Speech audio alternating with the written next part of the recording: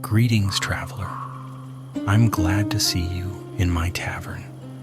Here you may rest after a hard road, drink a mug of good ale, and listen to an old, honest witcher's tale, one that smells of smoke, winding roads, and silver coins.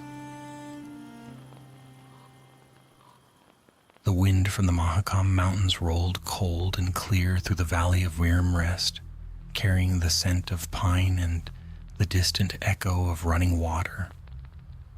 The village sat hunched between two slopes, its roofs steep and dark with age, its streets threaded with the smoke of peat fires. It was not a place one stumbled upon by chance. Even the traders who made their living crossing the passes would glance at Wyrmrest from afar and press on without stopping. Yet that morning, a lone rider came down the mountain road, his horse's breath clouding in the chill dawn. Geralt of Rivia, white-haired and wolf-eyed, reined in his mare and looked upon the cluster of houses below. His cloak was streaked with dust, his armor dulled by travel, but his swords, one of steel, one of silver, were clean and sharp. He had heard whispers in Novigrad's taverns of a beast stirring in the northern peaks. A dragon, some said. Others claimed it was only a tale born from miners' drink and fear. But the alderman of Wyrmrest had sent word to Kaer Morhen, pleading for a witcher's aid, and Geralt, short on coin and long on curiosity, had come to see for himself. He entered the village without fanfare. The locals watched him from doorways, their eyes wary. Witchers were rare this far north, and though stories of their deeds were known, trust was slower to earn.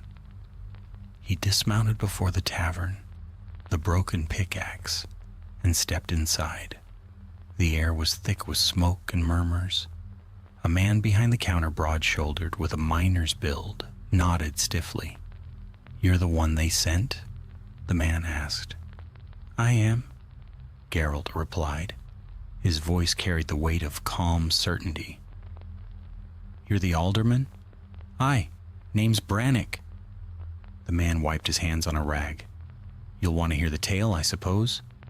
Geralt took a seat by the hearth. "I wouldn't have come otherwise." Brannick leaned close. 3 weeks ago, our miners broke through to a new, found bones the size of oxen and scales that glimmered gold even in torchlight. Thought we'd struck some old worm's grave. Then the ground shook. 2 days later, the watch saw something flying above the ridge. Wings broad as a barn roof, tail long and spined. Since then, livestock's gone missing. The ore carts never returned. And 2 lads who went to look for them didn't come back either. "Show me what they found," Geralt said simply. By noon they stood at the mouth of the mine.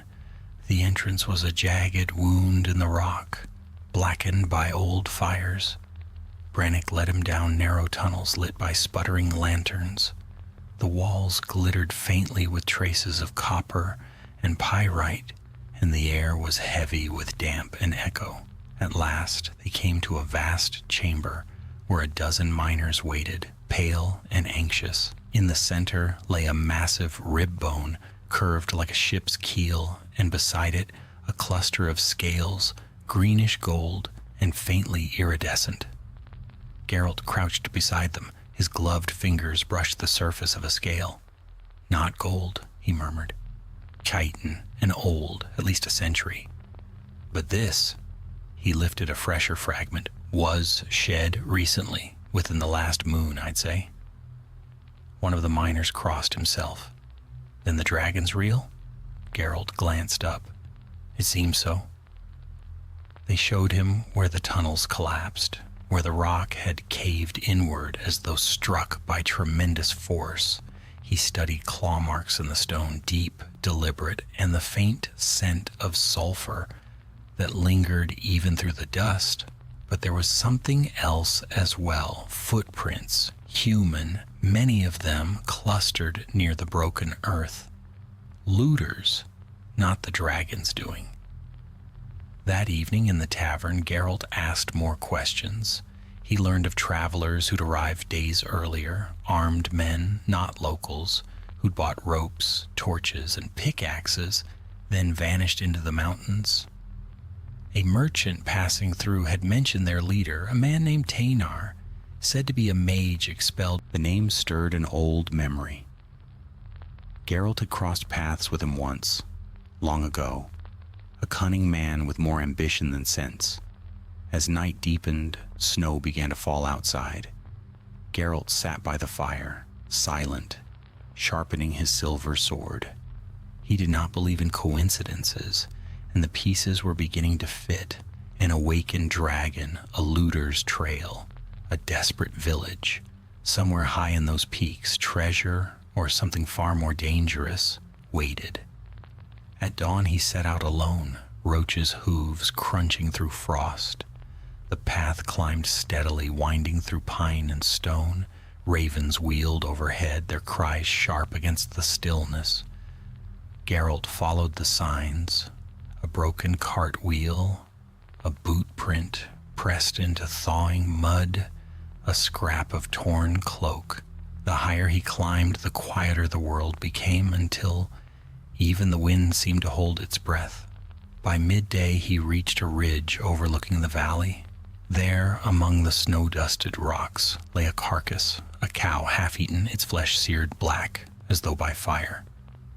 The Witcher knelt, examining the wound. The burn was not from torch or spell. It was dragon fire, unmistakable and deadly. He rose slowly, scanning the peaks. Somewhere beyond, a shadow moved against the sun, vast and graceful. For a heartbeat, the wings spread wide, glinting emerald in the light. Then the shape vanished behind the mountain's crown. Geralt touched the medallion at his throat. It trembled faintly. "So it's true," he murmured. "There's a dragon in Worm Rest." And with that he rode toward the heart of the mountains, into the white silence where no man had set foot in generations, toward a creature older than kingdoms and a secret buried in fire and stone. The next day dawned clear, the sky a hard, bright blue above the mountains. The trail grew steeper, winding like a scar across the rock face. Geralt rode until the snow reached Roach's knees. Then the wind keened through narrow passes, carrying with it the faint scent of smoke, old, bitter, and laced with something reptilian. He found the first body before midday. It lay half buried in snow, near the lip of a ravine. A man clad in leather armor, his face scorched to ruin, the ground around him charred and cracked. Geralt crouched beside him, studying the marks. The burns were clean, precise, and strangely localized. Not the wild breath of an enraged beast, but a warning strike. The Witcher frowned. Dragons rarely showed restraint. Farther along he found the remnants of a camp. Tents flattened by wind, blackened cooking pots, tracks leading toward the high ridge. There were at least a dozen men, all heavily armed, and from the shape of the prints, they had moved in haste. Geralt examined a footprint pressed deep into the frost. The edges were rimmed with glittering dust. Alchemy residue. Tainar's handiwork. By dusk, he reached a narrow shelf of rock overlooking a deep valley. Below, the remnants of an old stone bridge spanned a frozen river, its arches cracked with age. On the far side, the entrance to a cave yawned wide, its mouth rimed with frost and shadow. Geralt could feel it even from a distance, a thrumming in the air, faint but steady, like the slow beat of a buried heart. Magic. He left Roach tethered among the pines and approached on foot. Each step stirred echoes between the cliffs. The closer he drew, the stronger the smell became. brimstone, scorched metal, and something else, a hint of decay, ancient and sorrowful. The snow near the cave mouth was melted to slush, streaked with ash. Geralt paused, listening. Somewhere within, something breathed. He drew his steel sword, though he knew it was useless against what he might face. Habit, perhaps. Then he entered the darkness. The air inside was heavy, hot despite the cold beyond. The walls glittered faintly, covered with... He passed broken stone columns, the remains of some forgotten hall, and bones. So many bones. Cattle, sheep, men. Yet even amid the death, the place held a strange solemnity, as if it were less a lair than a tomb. Then he heard it. A low, rasping growl that made the rock tremble. From the shadows at the far end of the cavern, a shape emerged, vast, sinuous, and shimmering green. The dragon's scales caught the torchlight like wet leaves after rain. Its eyes were golden, ancient and weary rather than wrathful. When it spoke, its voice was deep and clear, resonating in Geralt's bones. Witcher, Geralt did not lower his blade. You can speak. All dragons can speak. Few deem men worthy of words. The creature's chest rose and fell slowly. Why are you here, killer of beasts? I was hired, Geralt said evenly. They say you've been taking livestock, that you burned their miners. I have taken nothing, the dragon said, its voice tightening. Men came to my nest. They stole from me. I defended what is mine. Geralt's eyes narrowed. Your nest? The dragon turned slightly, revealing what lay behind her. A massive stone hollow, filled with gold, yes, but also with something else. In the center, wrapped in torn silk and smoke, lay a single egg, faintly glowing from within. Geralt felt the warmth of it even from where he stood. A green dragon, he said softly. I thought your kind extinct. Nearly, she answered. I am the last female. My mate was slain in the foothills of Hangfors. I came here to lay our final clutch. But the egg, only one remains. It must live. Geralt sheathed his sword. I'm not here to harm you. But there are men coming. A sorcerer among them.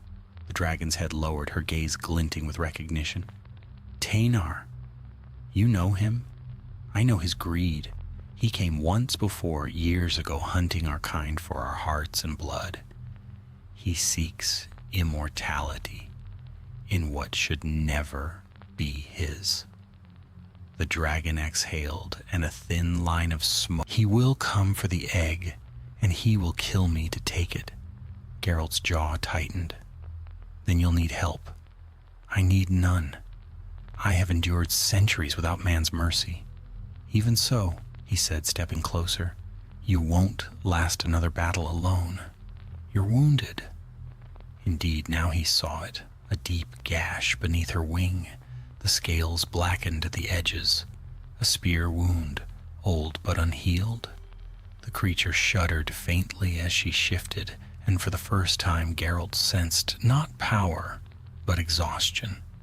He gathered herbs from his pouch, mixing a salve that hissed faintly when applied. The dragon watched, bemused but unresisting. You would aid a monster? She asked quietly. I don't kill without reason, Geralt replied. And I've seen more monsters in men than in beasts.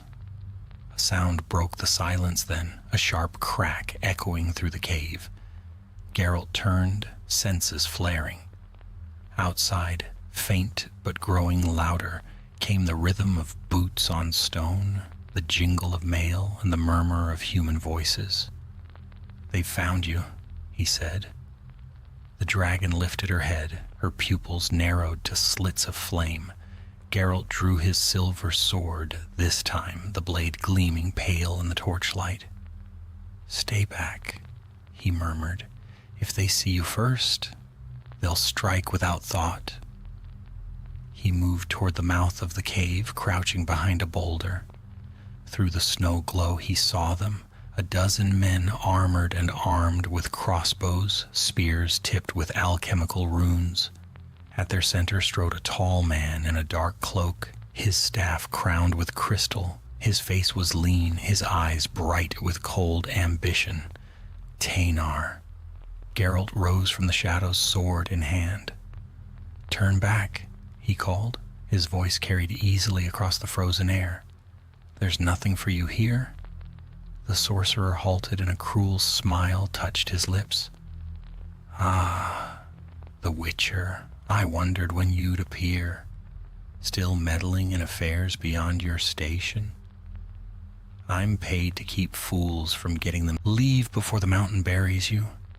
Teynar laughed softly. "You know what lies within that cave? An egg worth more than all the gold in Redania. Step aside, Witcher, or I'll make sure you share the beast's fate." Geralt's medallion trembled as the mage raised his hand, gathering energy that crackled blue in the air. Snow flared upward in ghostly light. The Witcher braced himself, feeling the world hold its breath. And then, from deep within the cavern, came a roar so powerful it split the clouds. The air itself seemed to ignite, and the men faltered, their torches guttering. Geralt turned toward the darkness. The dragon was rising, her wings unfurled, filling the cavern mouth like storm clouds. Smoke poured from her jaws, fire glinting behind her teeth.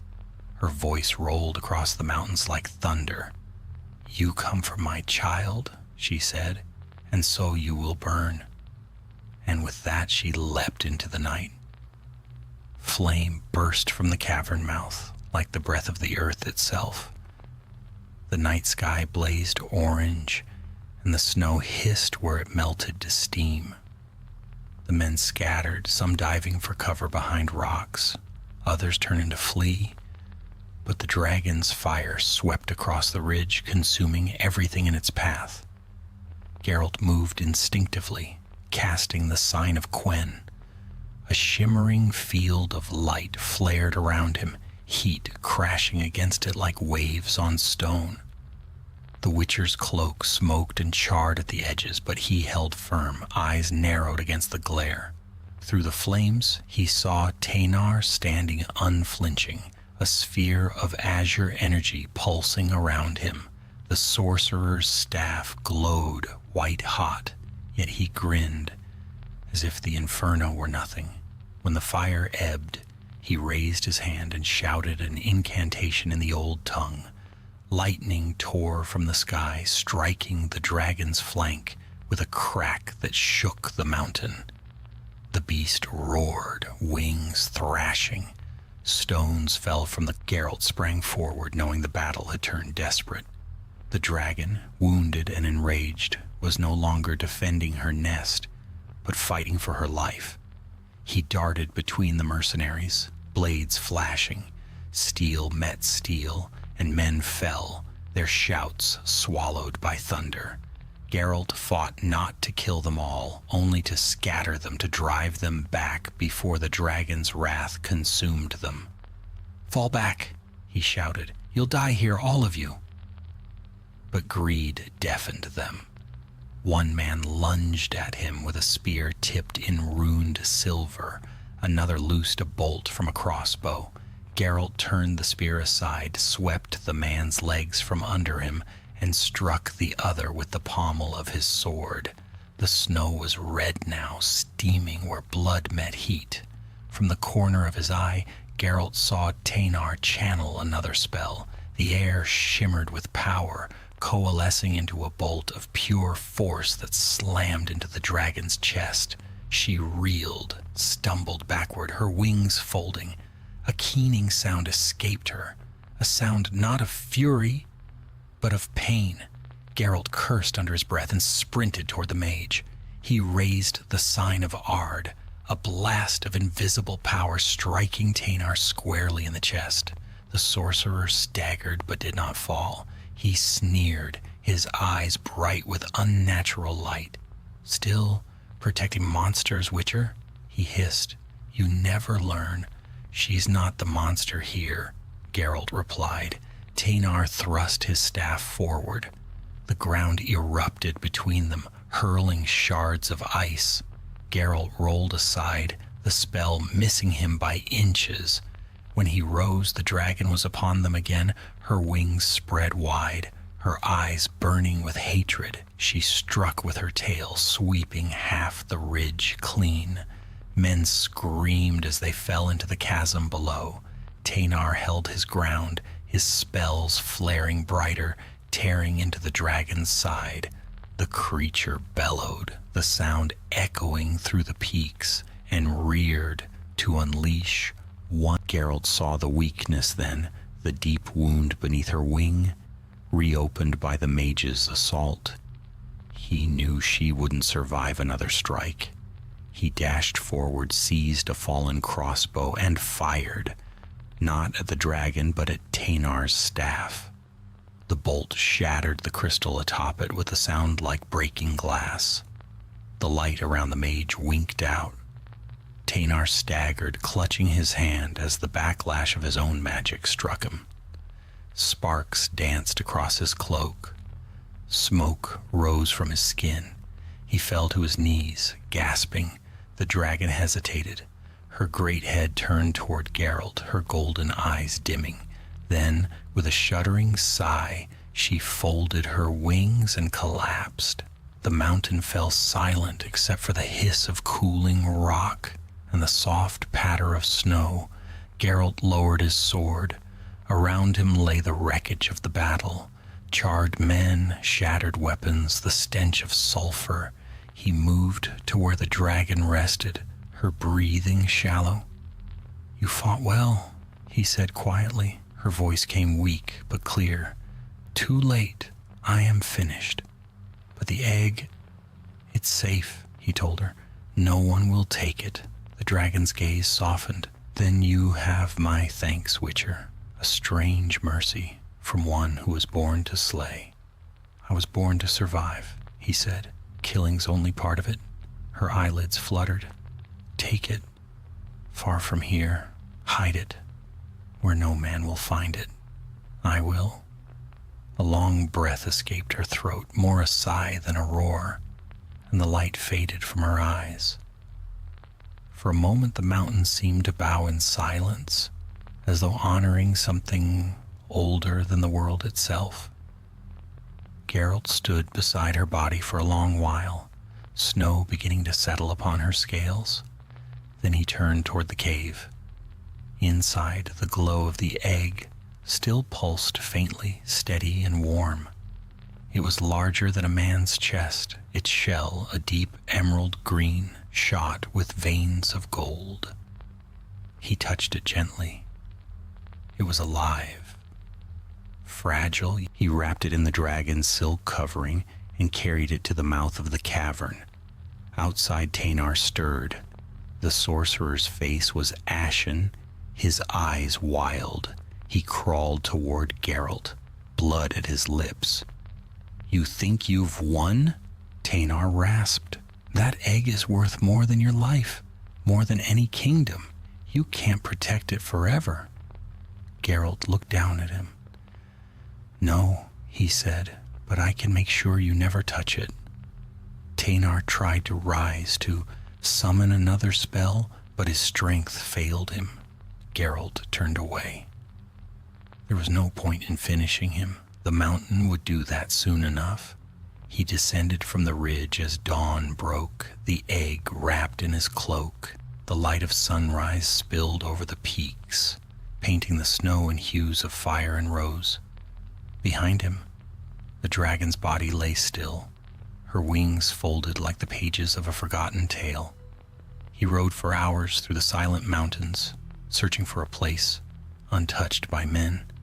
At last he found it, a hollow deep beneath a waterfall, hidden by ice and mist. There he built a bed of moss and stone, set the egg within, and sealed the entrance with a warding sign. "Sleep," he murmured, laying a hand on the shell, "and live." For a long moment he lingered there, listening to the distant thunder of falling water.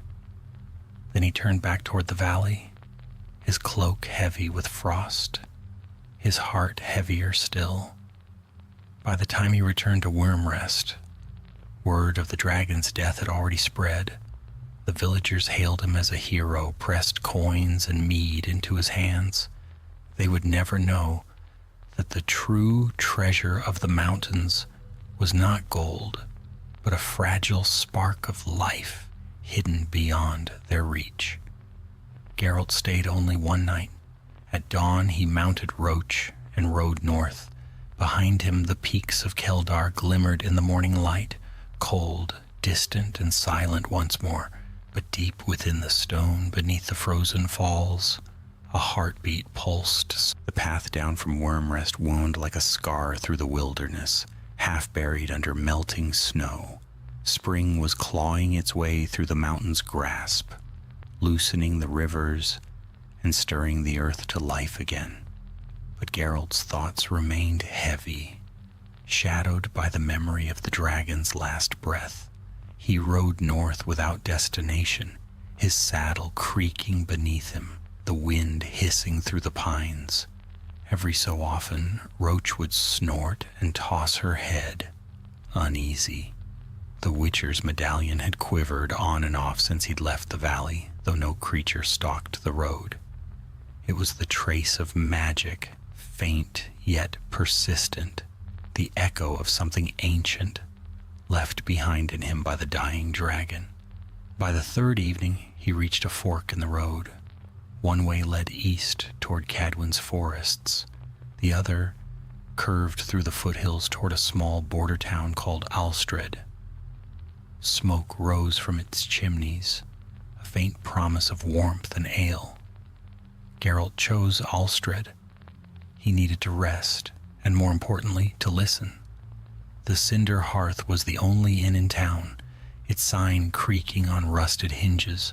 Inside, the air was thick with stew and pipe smoke. Miners, hunters, and a few merchants filled the benches, their voices low and wary. The Witcher's entrance drew the usual silence, 100 eyes measuring the swords on his back. Geralt ignored them and found a place by the fire. He ordered food and mead, and before long the chatter resumed. It didn't take much to catch fragments of conversation. Word of the dragon's death had spread far indeed, twisting and growing with every telling. Some claimed Geralt slew a golden worm with a single strike of his silver blade. Others whispered that the beast had cursed him with her dying breath. He didn't correct them. Tales had their own lives. Later that night, a woman approached his table. She was cloaked in gray wool, her dark hair braided back. A faint aura clung to her, magic, carefully veiled but impossible to miss. "Witcher," she said softly, "I heard you've come from Wormrest." "I have." "Then you'll know if the stories are true." "That depends which ones you mean." She glanced around before sitting opposite him. "The dragon, they say it was green, the last of its kind." Geralt studied her for a moment. "You're no villager. Who are you?" "My name is Lyanne," she said.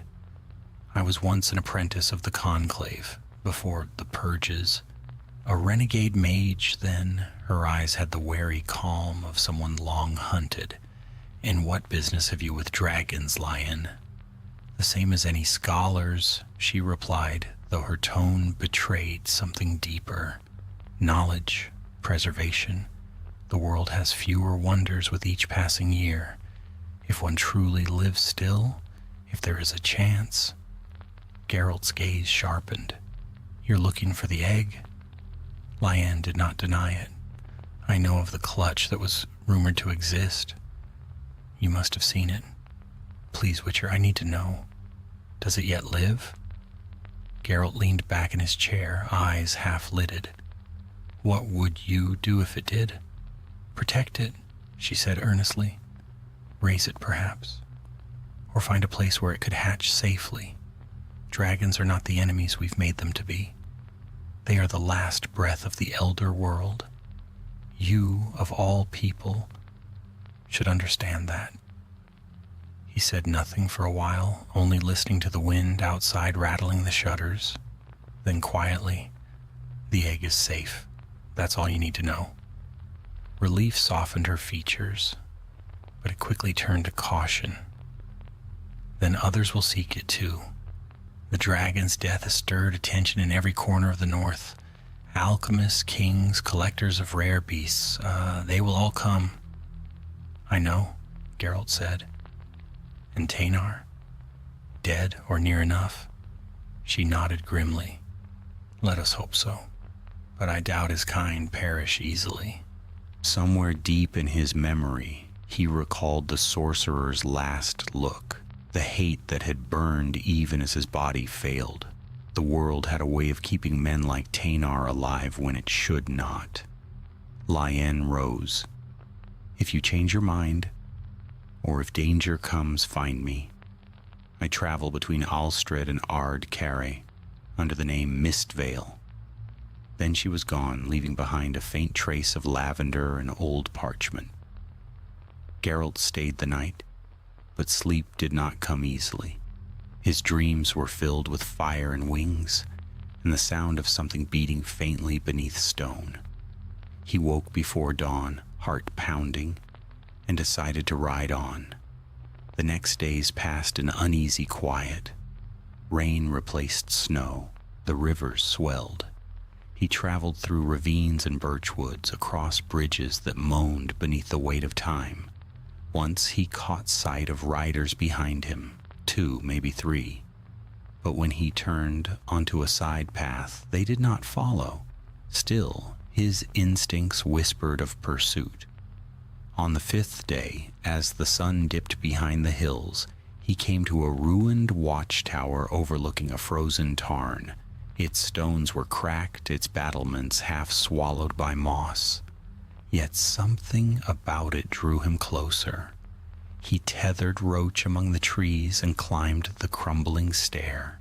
Inside, dust lay thick upon the floor, but recent footprints marred it, booted, deliberate. He followed them to the upper chamber. There, among the shadows, stood a figure wrapped in a tattered cloak. "Teynar," Geralt said. The sorcerer turned slowly. His face was pale as ash, his eyes sunken yet burning with unnatural light. His right arm hung limp, wrapped in bandages blackened by old magic. "You should be dead," Geralt said flatly. "I was," Teynar rasped. "For 3 days I lingered between worlds. The dragon's fire took much from me, but not everything. You've come for the egg." Teynar's lips curled into something like, "Did you think I'd abandon the greatest prize in the north? Her blood may have burned me, but it also changed me, Witcher. I can feel it now, her power, her memory. I will find that egg. I will finish what she began." Geralt's hand rested on the hilt of his sword. "You won't find it?" The mage lifted his staff, no longer crowned with crystal, but with a piece of something darker, almost alive. "You think you hid it well? But dragonfire leaves a trail. The mountains remember." Lightning flashed between them, striking stone. Geralt moved, dodging the first spell, rolling behind a fallen pillar. He drew his silver sword, though against sorcery it was little comfort. Teynar's laughter echoed through the tower. "You can't kill me, Witcher. Not now. I am beyond such limits."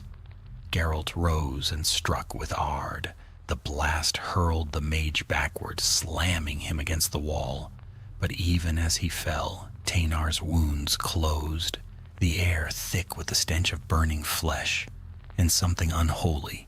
"I told you," the sorcerer hissed. "I am reborn." Geralt advanced, eyes cold. "Then I'll kill you again." Their battle raged through the tower, steel against magic, instinct against arrogance. Flames danced along the walls, stones split beneath their feet. When at last the dust settled, Teynar was gone, vanished in a swirl of smoke and blood. Only his laughter lingered, faint and mocking. Geralt stood amid the ruin, breathing hard. He knew then that the peace of the mountains was a fragile thing, and that what he had tried to protect was far from safe. Somewhere the egg still waited, and with it the last hope of a dying species. But now others hunted too. And as he stepped into the night once more, the Witcher could not shake the feeling that the story of the dragon's nest was far from over. The night deepened over the wilds of Cadwin, cold and vast.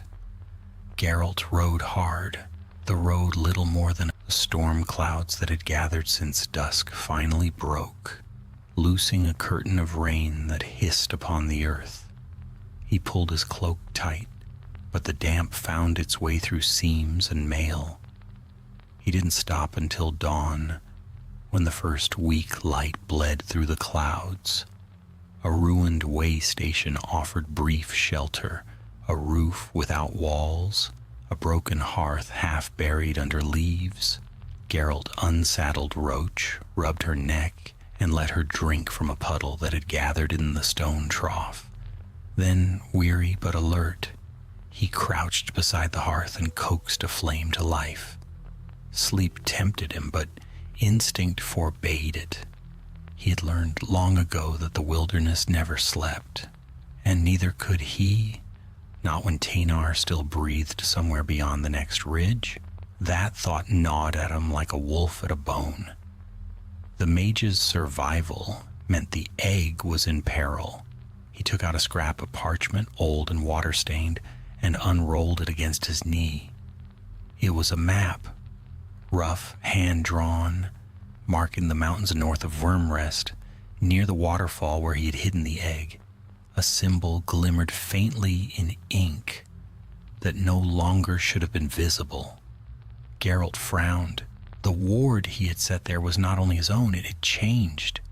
Someone or something had touched it. He rose at once, gathered his gear, and set out again. The path wound upward, twisting through mist and pine. The rain turned to sleet as he climbed. Twice he saw tracks along the slope, booted feet, perhaps 3 sets. Though days old, one was lighter, smaller, a woman's, Lyanne. It was not impossible. Her curiosity, her fervor for lost things, it fit too well. Perhaps she had followed him. Perhaps she sought the egg for noble reasons, or perhaps not. The Witcher had seen what desperation did to good intentions. By afternoon he reached the falls. The sound of the water filled the gorge, thundering against stone. He tied Roach beneath his medallion, trembled before he even reached the edge. The ice wall concealing the hidden hollow was half melted now, the spring thawing its grip. Geralt traced the ward with gloved fingers. The runes glowed faintly blue, then faded. The magic was still there, but weaker. Breached, not broken. He stepped inside. The chamber smelled of wet earth and minerals, the air warmer than it should have been. The egg lay where he had placed it, nestled in moss. But its glow had changed. No longer the soft pulse of life, but a brighter, restless shimmer. Cracks, hair-thin, marred its surface. Geralt knelt beside it. "You're early," he murmured. A faint vibration filled the air, subtle yet steady, the rhythm of something stirring within. The Witcher's heart quickened. He knew what such a birth could mean. A dragon's hatching was a storm of raw energy, unpredictable and perilous. If Teynar found it now... He heard the sound before he saw the shadow, footsteps scraping stone. Geralt rose, hand on his sword. "Easy," came a voice. "It's only me." Lyanne stepped into view, hood pushed back, her hair damp with mist. "You shouldn't be here," Geralt said. "Neither should you." Her gaze fell upon the egg, and she drew in a breath. "It's hatching? I can see that." "I came to help," she said quickly. "I felt the ward tremble 2 nights past. I thought it might be him."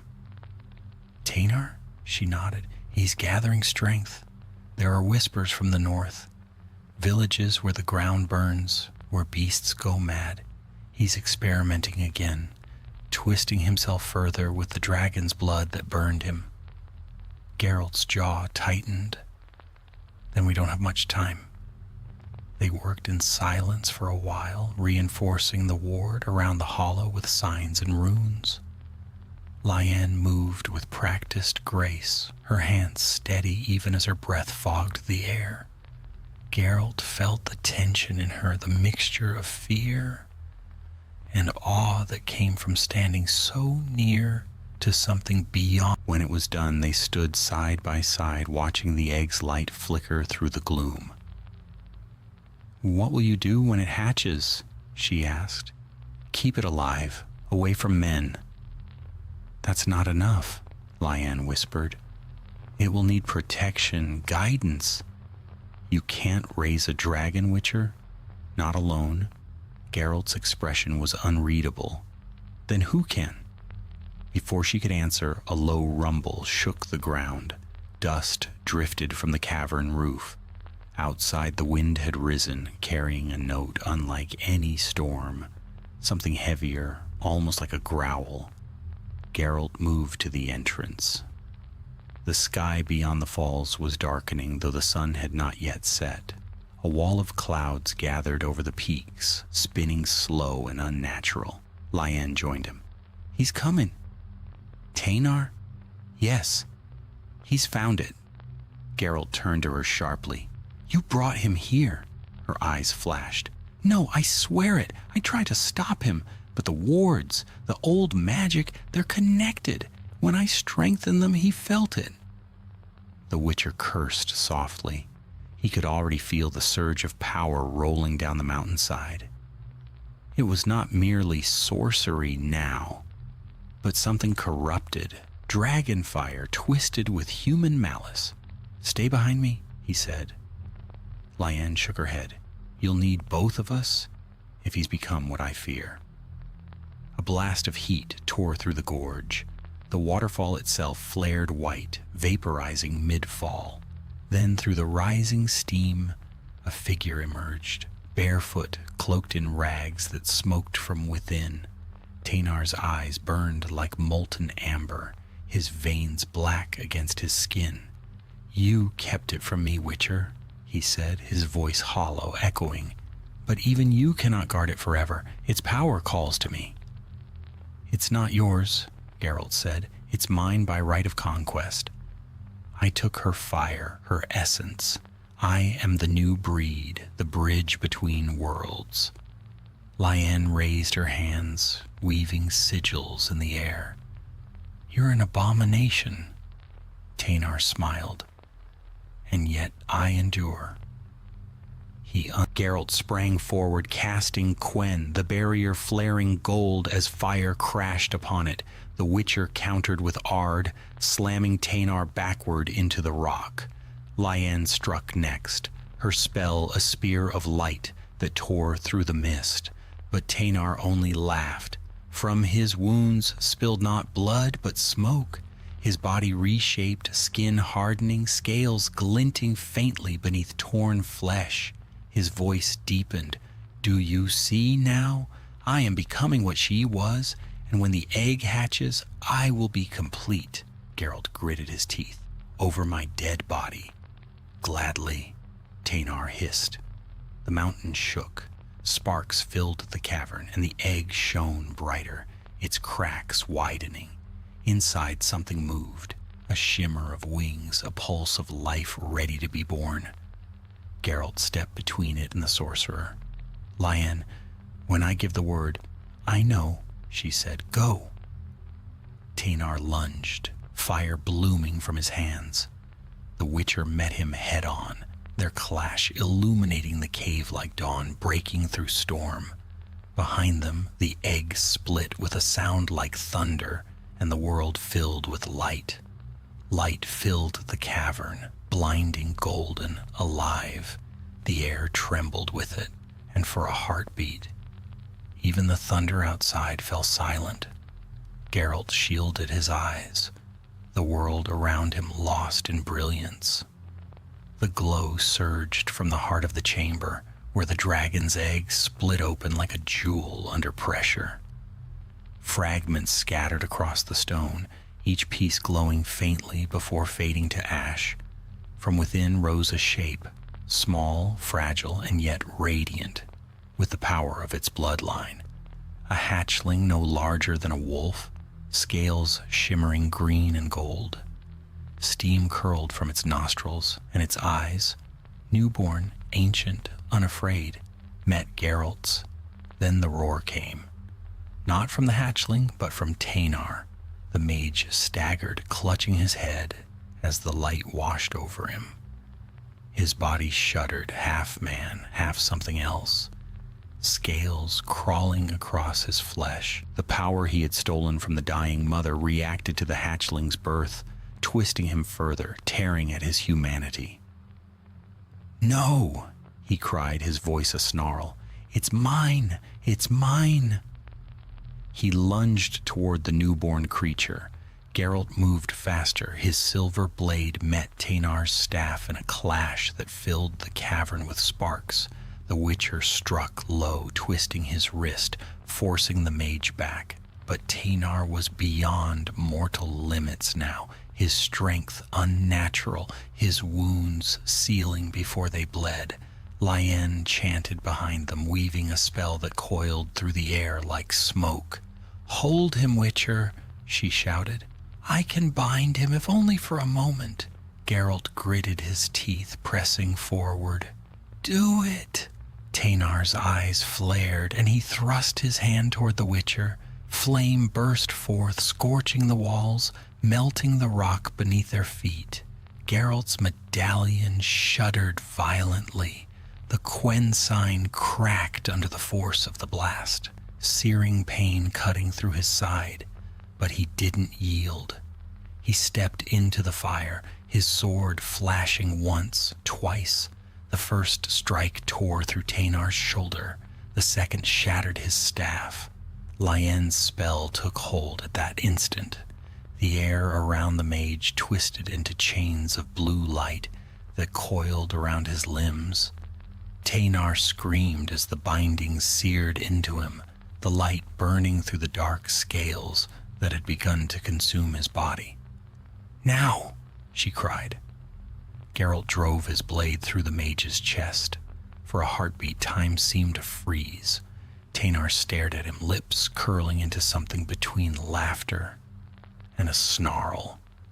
Then the world broke apart. A blast of raw magic erupted, throwing Geralt backward. The cavern roof split, shards of stone raining down. Lyanne was flung into the wall, her cry lost in the thunder. When the smoke cleared, Teynar was gone, nothing left but scorched stone and the faint smell of ozone.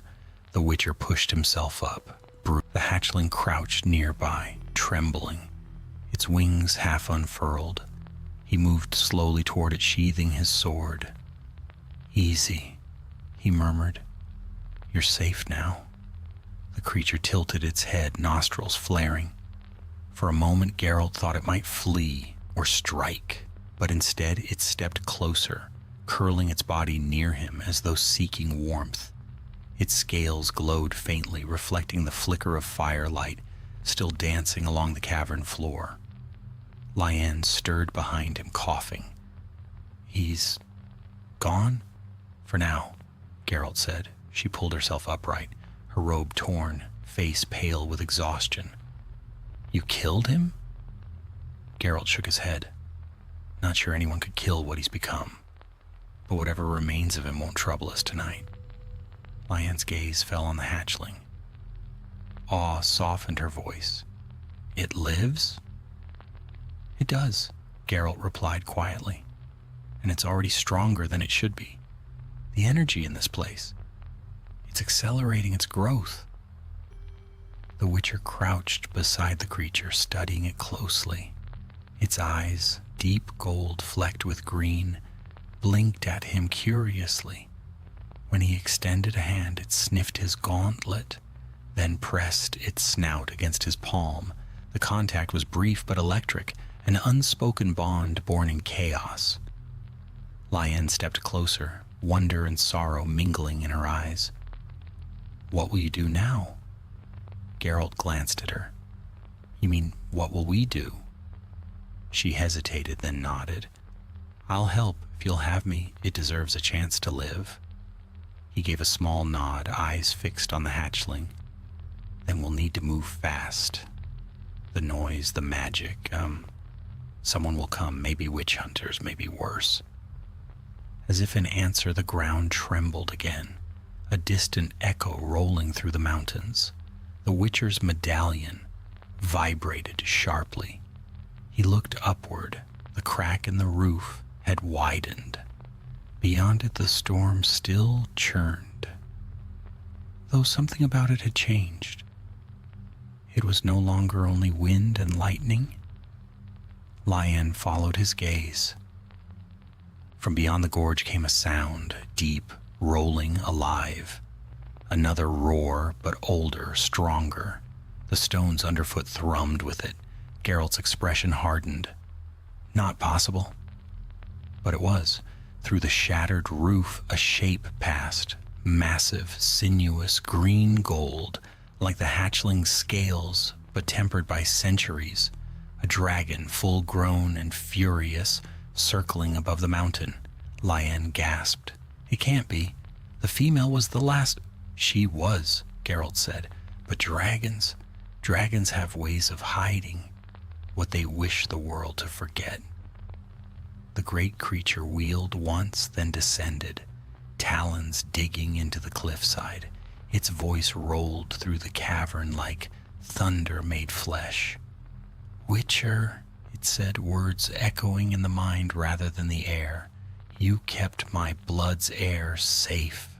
Geralt's hand went to his sword, but the dragon's tone was not hostile. It carried the weary weight of old grief. "I thought the line was ended," he said. "So did I," came the reply. "But one egg was hidden from me long ago. It seems fate chose your path to cross with ours again." Lyanne dropped to one knee, eyes wide. You're her mate." The dragon inclined its head slightly. "Her death burns within me still. I felt it even beyond the mountains." Its gaze shifted to the hatchling, who peered up with unblinking innocence. "And now, her memory lives in you." Geralt sheathed his sword slowly. "Then take it. Protect it." "I will," said the dragon, "but not here. The mage who stole her fire still lives, bound to her death, and he will seek what remains. You have seen his hunger. He will come again." Geralt met the dragon's ancient eyes. "Then what do you ask of me?" "Time," it said. "To flee, to heal, to vanish once more from your kind's greed." The Witcher nodded. "You'll have it." The dragon's wings unfurled, filling the chamber with wind and light. It lowered its head, allowing the hatchling to climb onto its back. For a moment, its gaze— "Remember this, Witcher of Rivia," it said. "Not all monsters need slaying, some need saving." Then it leapt skyward. The storm parted around it, and in an instant both dragons were gone, lost amid the clouds, their cries echoing faintly across the peaks. Geralt stood there for a long while, the wind cooling the sweat on his skin. The cavern lay in ruin, but the air felt lighter, cleansed. Lyanne turned to him, her voice quiet. "Will they survive?" He looked toward the horizon. "If the world allows it." They left the mountains together at dawn. Behind them the falls resumed their steady roar, hiding once more the secrets buried within. For days afterward, travelers through the Cadwin peaks spoke of strange lights in the clouds, of wings vast as valleys, glinting like emerald fire. But when Geralt heard those tales in passing, he only smiled faintly and said nothing. Some stories, after all, were meant to live unseen. The mountains faded behind them, swallowed by mists that curled like smoke. Days passed in uneasy quiet as Geralt and Lyanne descended into the valleys of Cadwyn, following winding forest paths where snow still clung to the roots of pines. The Witcher spoke little. His eyes were ever on the horizon, wary, searching, for he knew peace was seldom more than a pause between battles. They camped by rivers and in the shadows of ruins, traveling at dawn and resting at dusk. Lyanne moved with a quiet resolve, though exhaustion hung about her like a cloak. Her magic had been strained near to breaking during the fight with Teynar, and Geralt could see how her hands trembled when she thought he wasn't watching. Yet she said nothing of her pain, and he did not ask. One night, as the fire burned low and the woods whispered with the sighs of unseen things, she finally spoke. "You think he's still alive?" Geralt looked up from where he sat, sharpening his blade. The flames gleamed along the silver edge, reflecting in his cat-yellow eyes. The sword passed through him, but what he's become... He shook his head. Death doesn't hold such men easily. Lyanne drew her cloak tighter. He's no longer a man. No, Geralt agreed, but he remembers being one. That makes him worse. They fell silent again. The fire popped softly, throwing sparks into the dark. Somewhere far off, an owl called. When morning came, they resumed their journey toward Ardkarai. The city's towers rose faint and distant through the mist, their banners fluttering red and gold. It was a place of merchants, soldiers, and secrets. A place where even a witcher could vanish for a time, if he wished. But before they reached its walls, the world gave them other troubles. It began near midday, when Roach snorted and halted without command. Geralt's medallion began to tremble faintly, the vibration growing stronger with each step forward. He dismounted, motioning Lyanne to stay back. The air ahead shimmered faintly, distorted like heat above desert sand. "Magic," she murmured. He nodded, crouching to study the ground. The grass was singed black in a wide circle, the soil cracked and dry. In its center, something glistened, scales, large and golden green, half melted as though by fire. "Dragon," she whispered. "No," Geralt said quietly. "Teynar." The realization struck like cold iron. This was his trail, a remnant of his transformation, shedding the human skin he no longer needed. The Witcher rose, eyes narrowing towards the woods ahead. They followed the signs for hours through thickets and rocky slopes until they reached a clearing where the forest gave way to a marshy hollow. The stench hit first, rot, sulfur, and something bitterly metallic. Then they saw it. A body lay half submerged in the mud. Or what had once been a body. The armor was melted to the flesh, the face unrecognizable, the chest hollowed out. Steam rose faintly from it, even though the day was cold. Lyanne covered her mouth. What did this? Something still learning what it is. He turned the corpse with his boot. The man's hand clutched a silver locket, engraved with the crest of Ban Ard, a mage. Teynar was hunting his own. They buried the body beneath stones and left without a word. The trail led them onward into the foothills, where evening found them overlooking a valley of fog and reeds. There, faintly visible in the distance, a ruin jutted from the marsh, a broken tower, ancient and crooked against the sky. "Teynar's lair," Geralt said. "How can you be sure?" Lyanne asked. He gestured toward the faint glow emanating from the tower's crown. It flickered with a sickly green hue, neither torchlight nor spellfire. "Because he wants me to be." They approached at nightfall. The marsh bubbled underfoot, the air thick with gnats and the scent of decay. As they neared the tower, whispers stirred through the mist, faint voices disembodied like echoes of dreams. Lyanne flinched. "Don't listen," Geralt warned. "Illusion. It feeds on thought." The door to the tower hung open. Inside, the walls were lined with runes that pulsed weakly as though written in veins of molten ore. Books lay scattered across the floor, their pages blackened and curling. At the center of the chamber stood a basin filled with liquid light, and above it, suspended by unseen force, drifted a shard of dragon scale, larger than any Geralt had seen, throbbing with power. "Tainar's found a way to channel it," Lyanne breathed. "He's binding the essence of the dragons to himself." Geralt stepped closer. The air grew heavier, pressing against his skin like invisible hands. He could hear it, the faint heartbeat within the shard, slow and ancient. It was alive. "Careful," Lyanne said, reaching out as if to restrain him. "It's feeding." "I know." The Witcher's medallion rattled violently. From the shadows above, something moved. Tainar descended the stairway, his form cloaked in darkness. His body shimmered faintly, shifting with each breath, skin giving way to scales, claws glinting from beneath his sleeves. His eyes burned like molten gold. "You came?" he said, voice echoing unnaturally.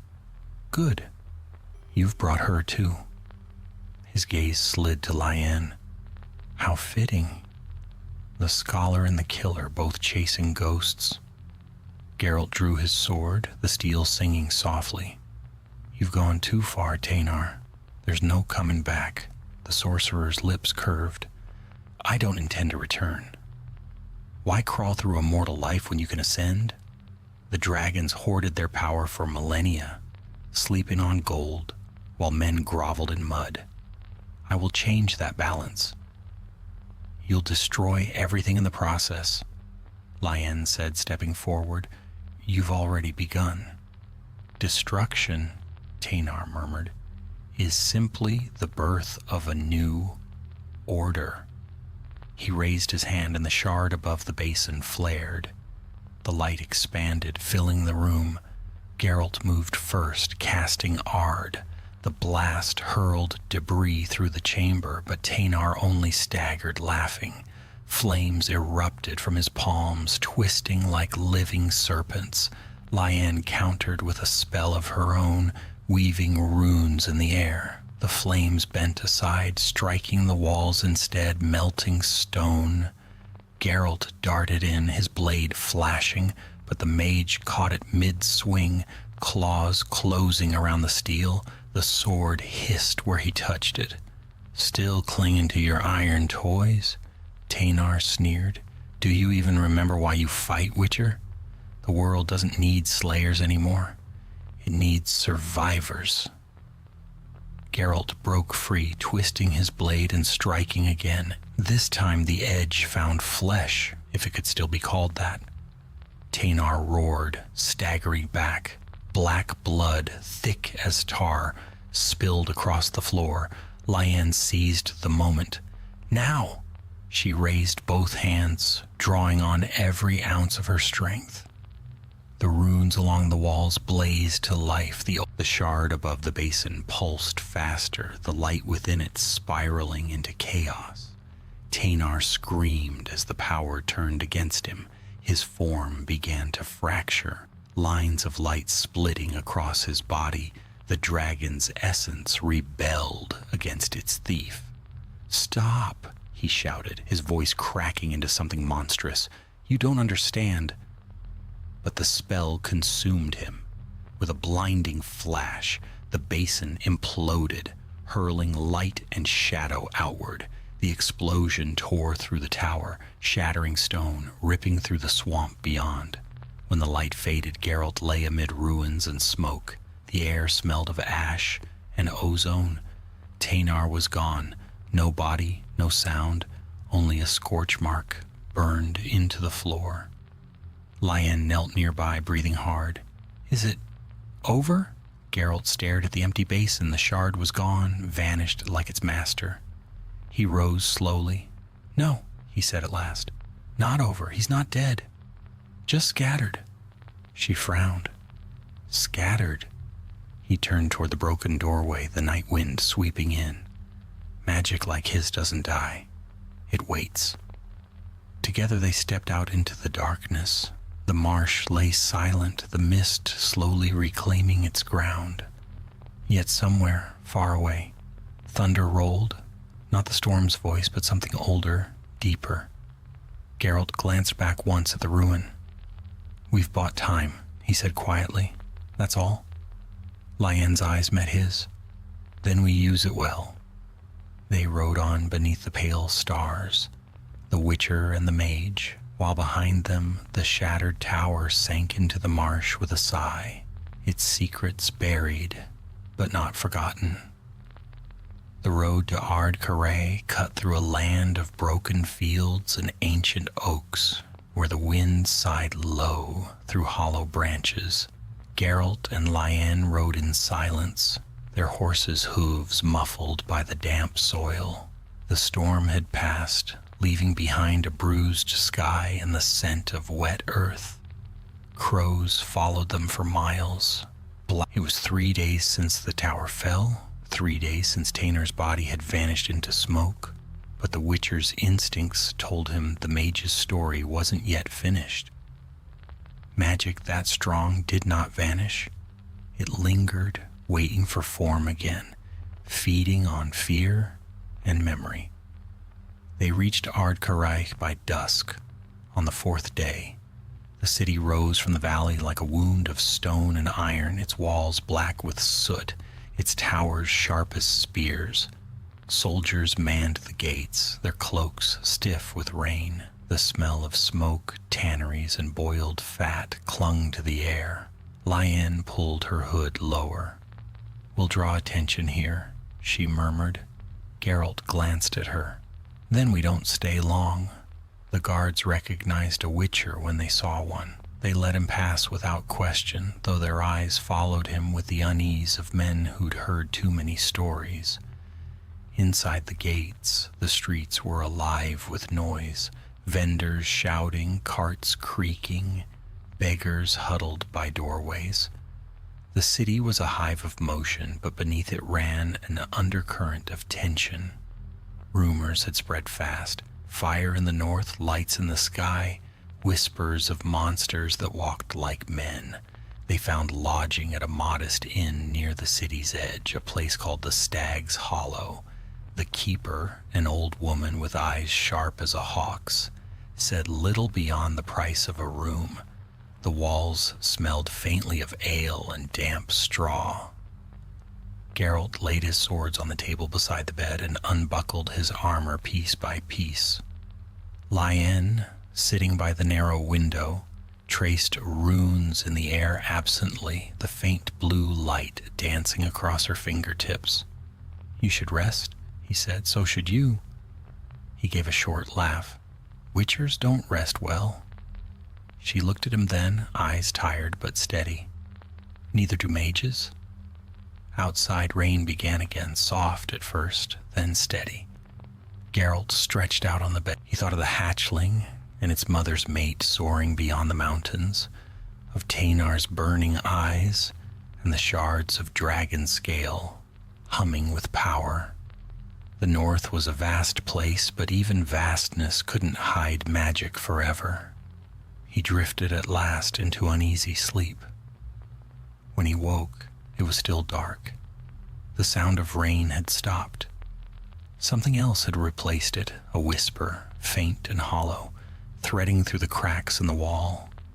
Geralt's medallion quivered. He rose soundlessly, drawing his steel blade. The whisper grew clearer, words, though warped by distance and echo. "You cannot hide it. The fire calls." Lyanne stirred, her eyes snapping open. She felt it too. Together they moved to the window. In the courtyard below, shadows rippled across the cobblestones. They weren't cast by torchlight, nor did they move like men. They twisted, stretched, reshaped themselves, echoes of a form that wasn't fully there. Teynar, Geralt muttered. Liane shook her head. Not him. What's left of him? Fragments drawn here by your trail, or mine. He's spreading himself, searching. Searching for what? The hatchling, she whispered. Geralt's jaw tightened. He'll never find it. The shadow below shifted, sensing them. A face took shape in the dark, a mockery of the mages, half-formed, its mouth splitting in a crooked smile. You can't kill what's become eternal, Witcher. Then it lunged upward. Geralt slammed the window shut as black smoke burst against the glass, shaking the walls. He turned, gripping his sword, as the shadow began to seep through cracks in the wood, tendrils writhing. Stand back, he said. Liane didn't listen. She raised both hands, her voice sharp and clear, as she uttered words that burned the air. The room filled with white flame, driving the darkness back but not destroying it. The shadow screamed, a sound that wasn't sound at all, more like pressure against the skull. When silence returned, Liane slumped against the wall, breath ragged. Geralt caught her before she fell. You shouldn't have done that, he said. I had to, she gasped. If it touched you, it would have taken your memory. He's feeding on what we know. Geralt frowned. Then he'll come again. She nodded weakly. And next time stronger. At dawn they left Ardcarre without looking back. The road south was muddy and narrow, lined with willows and mist. Peasants they passed crossed themselves, whispering at the sight of the Witcher and his cloaked companion. By nightfall they reached the old borderlands, villages abandoned, fields overgrown. War had long ago stripped this region bare, leaving only ghosts and the occasional scavenger. They camped in a ruined chapel by the roadside. The stone altar still stood, though moss crept up its sides. Geralt built a small fire and set his swords beside him. Liane sat opposite, her face lit by the flickering glow. You've seen what he's become, she said after a long while. If we don't stop him, he'll find the dragons again. He'll hunt them to the end of the world. Geralt stared into the flames. Then we'll stop him. She met his gaze. You say that as though it's simple. It never is. Silence stretched between them, filled by the crackle of fire. Finally, Liane spoke again, her voice softer. Do you ever tire of it, Witcher? The killing, the endless hunt? Geralt's eyes were distant. Sometimes. But stopping is harder than continuing. A Witcher without a purpose is just another corpse waiting for the wind to cover him. Liane looked away. Then maybe this time your purpose is something other than killing. He said nothing, but her words lingered. Later, when she'd fallen asleep, Geralt stepped outside. The moon hung pale and thin over the fields. He could feel the presence again, distant, but there. Teynar's shadow had not died.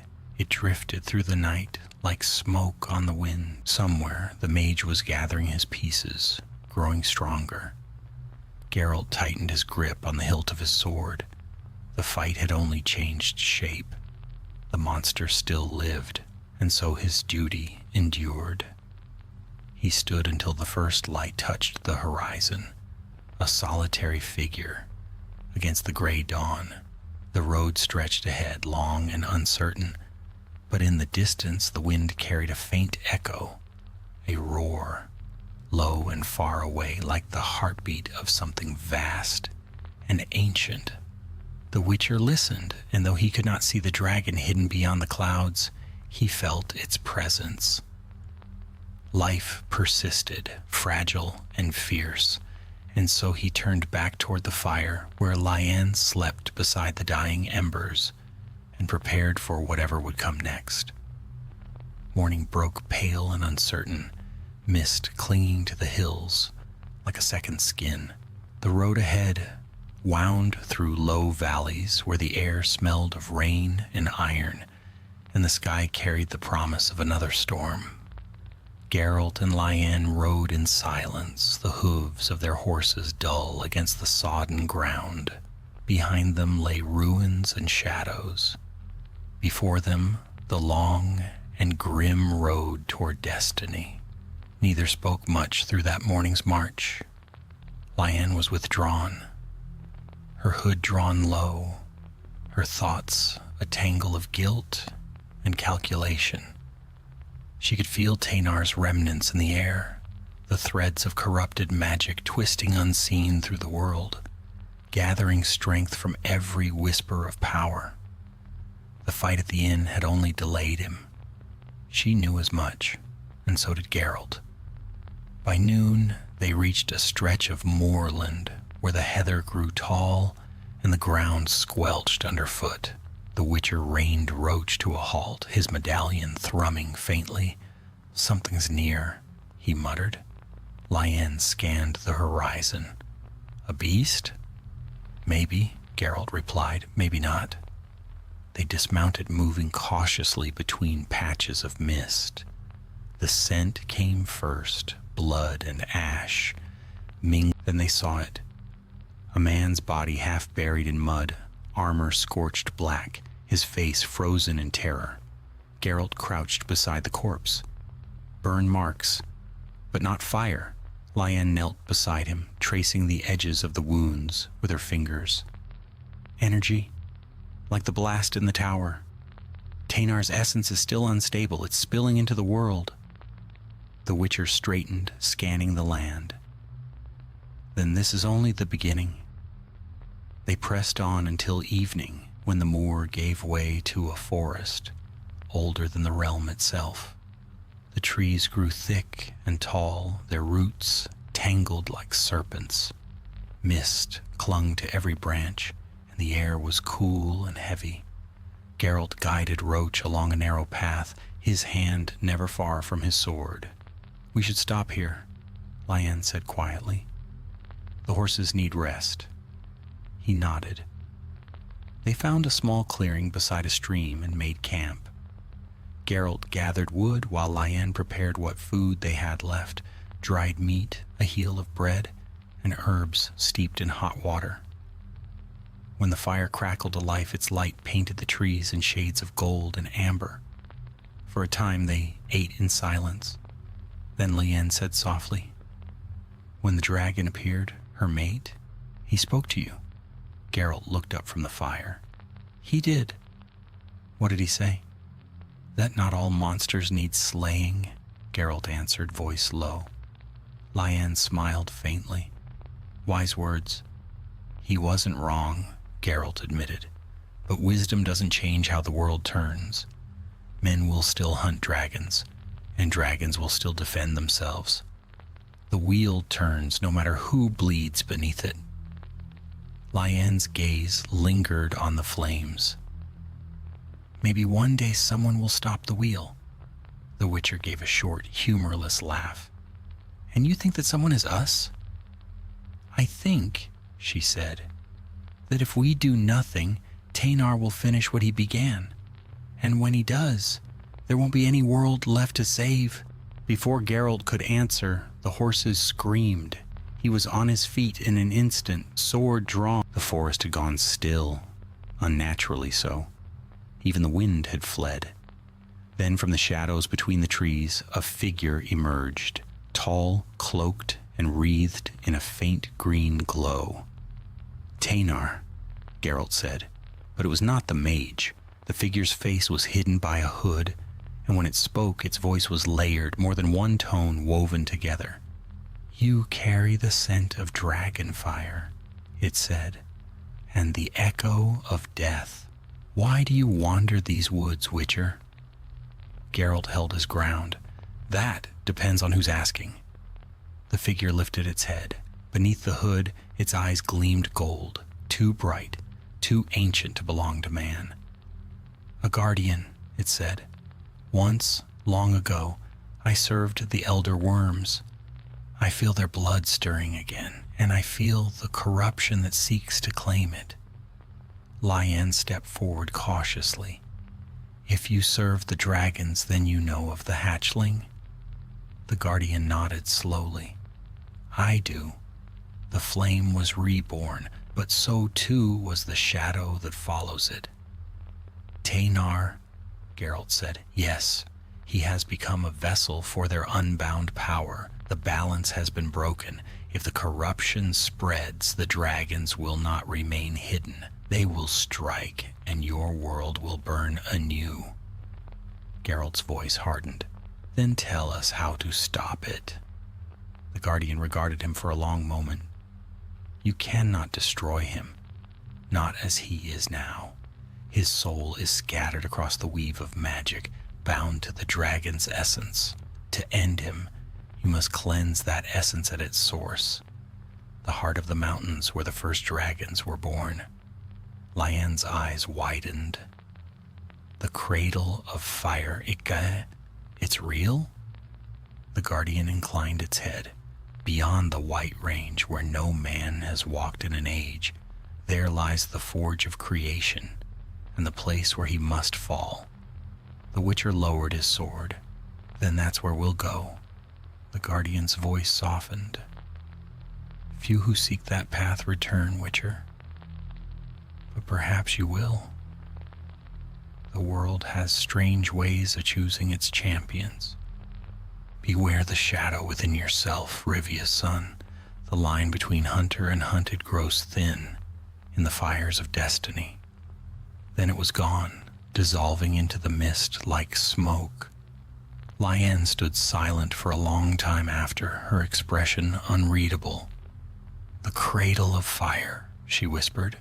If the legends are true, it lies beyond the frost-spine peaks. No road leads there. Geralt sheathed his blade. Then we'll make one. That night neither slept. The forest seemed alive with murmurs, as though the trees themselves whispered of what was to come. When dawn came, pale and cold, they broke camp and rode east. Days turned into weeks. The land grew harsher, the villages fewer. They crossed rivers swollen with meltwater, passed through valleys where wolves watched from the ridges. Once, in a lonely hamlet, Geralt heard that miners in the northern slopes had vanished, taken, they said, by the fire spirit. He said nothing, but his jaw tightened. Each night the same dream returned. Wings across the moon, fire spilling from the clouds, and a voice calling his name from somewhere deep beneath the earth. By the time the Frostbine Mountains loomed ahead, the air had grown thin and sharp. Snow veiled the peaks like a crown of ghosts. Geralt reined in Roach and looked up at the distant heights. The cradle of fire, he murmured. Lyanne drew her cloak tighter against the wind. If we fail here, there won't be a second chance.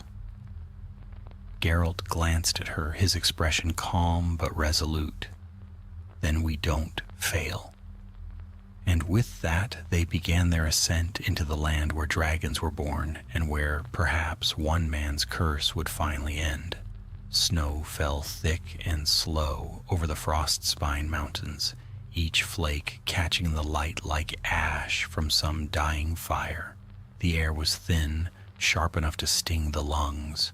Geralt and Lyanne pressed onward through the drifts, their cloaks heavy with frost. The road, if it could still be called one, had long vanished beneath the snow. They followed only instinct and the faint pull of magic that lingered like a thread in the Witcher's senses, leading them ever higher toward the cradle of fire. For days they climbed. The peaks rose around them like the bones of titans, the sky a hard, pitiless gray. The higher they went, the quieter the world became. There were no birds, no wolves, no sign of life, only the constant moan of the wind. One evening, as the sun bled red over the horizon, they found shelter in the ruins of an old fortress carved into the mountainside. Its stones were blackened by time and fire, its gates half buried under snow. Inside, the air was still, carrying only the faint scent of sulfur. Geralt set a fire in a broken hearth, the flame throwing long shadows across the ancient walls. Lyanne sat nearby, her hands hovering over the heat. "This place," she murmured. "It's old. I can feel it in the stone." "Dwarven," Geralt said, glancing at the carvings. "Built before the first wars? Abandoned when the mines turned to ruin? Or when something drove them out?" The Witcher said nothing. His medallion had been trembling since they entered, not with danger, but with power, raw, ancient, buried deep. As night settled, Lyanne unrolled a small parchment from her satchel. Faded lines sketched the outline of the frost spine, and in its heart, marked with a single sigil, was the place they sought. "The cradle lies beyond the northern ridge," she said quietly. "If we reach it by tomorrow night, the moon's alignment may open the way. After that, the gate will close for another year." "Then we ride at dawn," Geralt replied. He took first watch, listening to the groan of the wind through the hollow stones. Somewhere beyond the walls, the mountain shifted, a sound like the slow breath of something vast. When his turn ended, Lyanne took his place, her eyes By morning, the storm had passed, leaving the world white and still. They mounted their horses and began the final climb. The path narrowed to a ledge, barely wide enough for a single rider. Below yawned a gorge where mist churned like living smoke. Above, jagged peaks cut through the clouds. Lyanne's horse slipped once, and Geralt caught the reins before it could fall. She nodded her thanks, pale with cold. By midday, they reached the ridge. Before them lay a vast plateau of black rock, untouched by snow. Steam rose in thin curls from cracks in the stone. At its center stood a circle of monoliths, ancient and scorched. "The cradle," Lyanne breathed. Geralt dismounted, his boots crunching on the frost. Heat radiated from the ground, faint but steady. He could feel it, power unlike any he had known. Not chaos, not sorcery, but something older. The breath of the world itself. As they approached the stones, the air shimmered. Symbols carved into the rock flared to life, glowing red and gold. The ground trembled softly beneath their feet. Lyanne drew a deep breath. "The gate is waking." Then came the voice, low, resonant, like thunder in the bones of the mountain. "Who comes to the cradle of fire?" Geralt's hand went to his sword, though he knew it would do little here. "Travelers," he said, "seekers of balance." The air rippled again, and from the circle's heart rose a figure wrought of flame and stone, a guardian vast and terrible, its eyes twin furnaces. "Balance?" the guardian rumbled. "The world knows no balance, only hunger and flame." Lyanne stepped forward, her voice steady. "We come to cleanse the corruption that has defiled your kind. A man, Tainar, has stolen dragon fire and twisted it into darkness." The guardian's eyes narrowed. "A thief of flame. His scent stains the wind. You seek to end him?" "Yes," Geralt said, "but we can't destroy what's become of him. Not without the cradle's power." The guardian was silent for a long moment. "To wield the fire, you must withstand it. The forge does not judge, it consumes. Are you willing to burn, Witcher?" Geralt's gaze did not waver. "If that's what it takes." The creature turned its gaze to Lyanne. "And you, Mage of the Broken Order?" She hesitated, then bowed her head. "I will share his burden." The guardian's voice became a roar. Then enter and let the fire decide if you are worthy. The ground split, flame burst upward, blinding and searing, engulfing the circle. Geralt and Lyanne were thrown to their knees, but the heat did not consume them. It filled them, a torrent of memory and power flooding through every vein. Geralt saw visions in the light, dragons soaring through dawn skies, mountains rising from molten seas, the first fires that birthed the world. Then the vision shifted. Teynar, his body half dragon, his eyes burning with madness as he tore through villages, spreading flame. The Witcher gasped, his body trembling. "He's here," he whispered. "He's coming." The Guardian's form flickered, its voice booming through the blaze. "The thief approaches the forge to claim what remains. Face him here, or the world will burn beyond your reach." The light dimmed, the air cooled. When Geralt opened his eyes, he stood once more within the circle of stones. Lyanne lay beside him, pale but alive. "Geralt," she whispered, pointing toward the ridge. Through the mist, a figure was descending, the outline unmistakable. Scales shimmered across its skin, wings beginning to unfurl from its back. Teynar, no longer wholly man, but not yet dragon. The Witcher rose, drawing his silver sword. The blade caught the faint light of the molten cracks around them. "So this is where it ends," he said. Teynar's voice echoed across the plain, thick with both triumph and pain. "No, Witcher, this is where it begins anew. A world reborn in flame. You can't stop what's already been written." Geralt took a step. "I don't believe in destiny." The wind howled, scattering ash across the stones. The mountain itself seemed to awaken, veins of magma glowing beneath the earth. Lyanne lifted her hands, gathering the last of her strength as runes burned along her skin. Teynar spread his wings, the roar of his half-formed power shaking the world. "Then burn with it." The sky split with light as fire met steel, and the mountain trembled beneath their fury. The cradle of fire had awoken, and its judgment would not wait. The mountain shuddered as the first strike fell. Steel met fire, and the world exploded into light.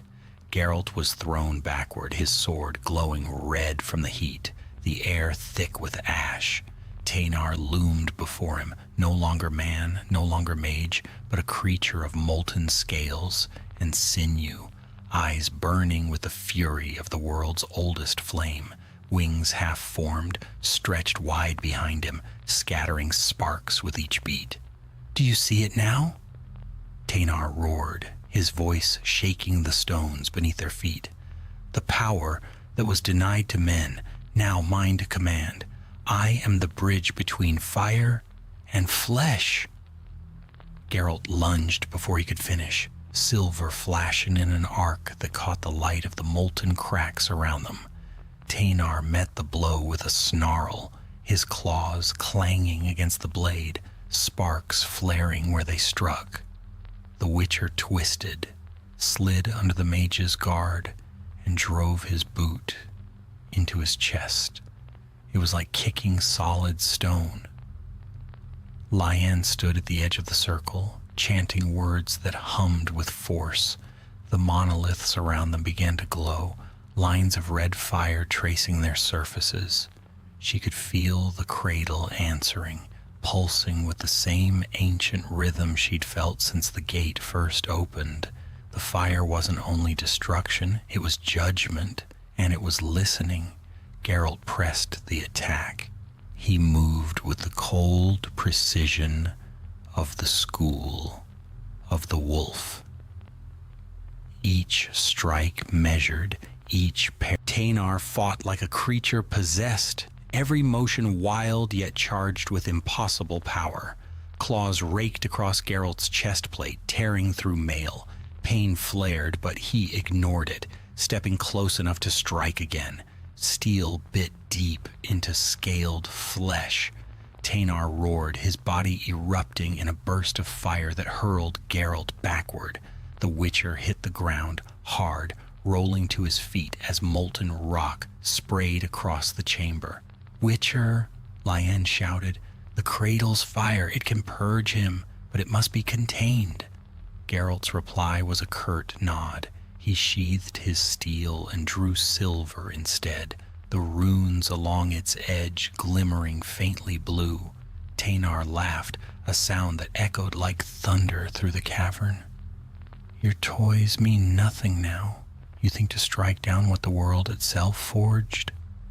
"No," Geralt said, "but I can make the world take you back." He raised his hand and cast the sign of Igni. Fire burst forth, not human flame, but Witcher-forged, precise and focused. It struck the mage square in the chest, driving him backward toward the circle's heart. Lyanne's chant grew louder, the stones blazing brighter as her power and the mountains began to merge. Tanar howled as the fire turned against him. His transformation faltered, the wings shuddered and melted away, scales sloughing off like dying embers. Yet even as he faltered, his fury only deepened. "You cannot destroy me," he bellowed. "I am the flame that birthed your kind. I am the death of all that crawls." He raised his hand, gathering power that made the air itself tremble. The ground split, molten rivers spilling outward, the heat nearly unbearable. Geralt's medallion pulsed wildly, warning of chaos beyond measure. Lyanne faltered, nearly collapsing. Blood ran from her nose, her voice breaking mid-incantation. Geralt leapt between her and Tanar, just as the mage unleashed his spell. The blast hit him squarely, a wall of fire and force. Through the roar he heard Lyanne's voice, weak but determined. "Geralt, take him into the fire." He forced himself up, vision blurring, lungs burning. Every step was agony. The air tasted of metal and blood. Tanar raised his claws again, ready to strike the finishing blow. But Geralt was faster. He closed the distance, slashing low, then high, his blade carving glowing lines across the mage's body. With his free hand he cast Ard, the shockwave slamming Tanar backward into the molten heart of the cradle. The fire consumed him. Tanar screamed, a sound not of pain but of rage and disbelief. His form shattered, his essence unraveling into pure light. The flame flared white-hot, and for a moment everything was swallowed in radiance. Geralt staggered half-blind, dragging himself clear of the circle. Lyanne's magic still sang in the air, holding the cradle's fury in check. The ground shook so violently that the walls cracked, boulders tumbling from the heights.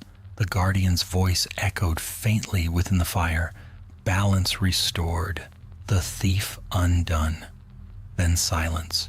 When the light faded, the cradle lay quiet once more. The molten cracks cooled, the monoliths dimmed. Where Tanar had stood, nothing remained but a faint imprint in the stone, like the shadow of a man burned into eternity. Geralt sheathed his sword with a weary motion. His armor was scorched, his body bruised, but he was alive. Lyanne knelt at the circle's edge, her face pale and drawn. He moved to her side and helped her stand. "It's over," she whispered. Geralt shook his head. "No, not over. But for now, it's enough." They stood together in silence, listening to the low hum of the mountain's heart. Outside, the wind had stilled, the storm broken. The world seemed to breathe again. As they turned to leave, a soft sound caught their attention, a whisper, almost like wings. Geralt looked back. From the fissures in the stone, a wisp of green light. It coalesced into a small, luminous shape, a dragon silhouette translucent and fragile as mist. Lyanne's eyes widened. "The hatchling spirit," she murmured. Geralt inclined his head. Or what's left of it. The spirit hovered silent, then drifted upward, passing between them toward the open sky. For a moment, its wings filled the chamber with emerald light. Then it was gone. They left the cradle behind them. The journey down the mountain was long and perilous, but the air felt lighter, as though the world itself had exhaled. The days that followed blurred together, snow, stone, the steady rhythm of hooves. On the 7th day, they reached the valley once more. Spring had touched the lower lands, thawing the rivers, dotting the meadows with early blooms. They made camp beside a lake, clear as glass. Lien tended the fire while Geralt sat apart, sharpening his sword in silence. "You'll leave soon," she said after a while. It wasn't a question. "I have to. There's always another contract, another road." "And Teynar?" "He's gone," Geralt replied. "But his kind? There'll be others who try. Power like that never stays buried for long." Lien nodded, her gaze distant. "Then I'll remain here. Study what's left of the cradle's energy. Someone should guard it." Geralt looked at her for a long moment, then gave a slow nod. "You're suited for it. You see what others miss." She smiled faintly. "And you, Witcher, see what others refuse to." They sat in silence until the stars came out, bright and cold. Somewhere in the distance, thunder rolled, not from storm, but from wings. Geralt rose, tightening Roach's reins. "Time to go." Lien stood too. "If you ever find the dragons again, I'll remember," he said. He mounted, the night wind tugging at his cloak. As he rode away, the last of the sunlight caught the lake, turning its surface gold. For a heartbeat, it seemed the reflection of wings moved beneath the water. The road awaited, and though the fire of the cradle was quiet now, he knew the world's balance would never rest for long. High above, hidden by clouds, something vast moved across the sky. Silent, unseen, eternal. The valley had begun to thaw when Geralt reached its heart. Streams ran clear again, whispering through moss and stone, carrying with them the scent of spring. Yet beneath the promise of life lay the shadow of what had passed, the fire, the battle, the memory of Teynar's scream, echoing within the cradle of fire. The Witcher rode in silence, the mountains fading behind him, the weight of his sword, a familiar comfort, against his back. For days he followed the river road east through hamlets, still haunted by winter. Villagers stared as he passed, some in gratitude, others in fear. Rumors had already spread faster than truth, of a Witcher who fought a dragon-born mage atop a mountain of flame, of the sky burning red for 3 days. Geralt neither confirmed nor denied them. Tales had a life of their own, and he had no desire to feed them. At the edge of a birchwood, he came upon a caravan stalled in the mud. A merchant stood beside it, cursing as his oxen strained against the weight. Geralt slowed, watching for signs of trouble. "Ho there, traveler," the merchant called. "Lend a hand, and I'll pay in coin and ale." Geralt dismounted without a word, bracing his shoulder against the wagon's wheel. With a single heave, the cart lurched free of the mire. The merchant gaped. "By the gods," he said, "you've the strength of 3 men." "Just the strength of one, with no sense to refuse," Geralt replied dryly. The man laughed, pressing a few crowns into his palm. "News travels fast, Witcher. They say you slew a dragon with fire itself." Geralt pocketed the coin. "They say much. Few of it true." The merchant nodded, though his eyes lingered with curiosity. "Still, if it weren't for..." Word of warning, though. Strange lights in the skies these nights. red and green like the heavens themselves are burning. Some say the end's near. Geralt only grunted and led Roach on. He rode until dusk, the sun bleeding gold across the horizon. When he finally made camp beside a ridge, the sky above was clear, strewn with stars. He sat by the fire sharpening his blade, listening to the rhythm of steel against whetstone. Each sound steadied him, pulling him from memory. Yet even here in the stillness, he could feel it, the faint hum in the air, the echo of something ancient not yet gone. The cradle's fire had faded, but its touch remained. He looked toward the mountains, their peaks dark against the night, and wondered what now slept within them. By morning the weather turned. Clouds gathered low, bringing a slow, steady rain. The Witcher rode through it, without pause, the cold running down his armor in thin rivulets. His path took him through an old battlefield, where rusted weapons jutted from the soil like weeds. Among the mists, crows circled, feasting upon what the earth still surrendered each spring. He dismounted beside a mound marked with rotted banners, Cadwani by the faded blue. The war had been years past, but its ghosts lingered stubbornly. Geralt knelt, brushing mud from a helm half buried in the ground. "Peace, if you found any," he murmured. A voice stirred behind him. "They found none, Witcher, nor will they. Not while the world forgets what it owes the dead." Geralt turned, hand on his hilt. A priestess stood at the edge of the field, clad in gray robes, her hair bound in silver thread. She bore no weapon, only a staff carved with runes of passage. "You wander far from temples," Geralt said. "I go where the dead remember my name," she replied. "And you, killer of monsters, what debt do you pay walking here?" He rose. "None. Only passing through." Her eyes were sharp, seeing more than most dared. "You carry flame within." "I can smell its sorrow." Geralt's tone hardened. "Keep your senses to yourself." The priestess smiled faintly. "As you wish. But beware, Witcher. Fire does not fade. It waits. And what sleeps in the heart of mountains may wake in the hearts of men." She turned and was gone, vanishing into the mist as if she had never been. Geralt stood for a while longer, the rain falling harder now, then mounted Roach and continued east.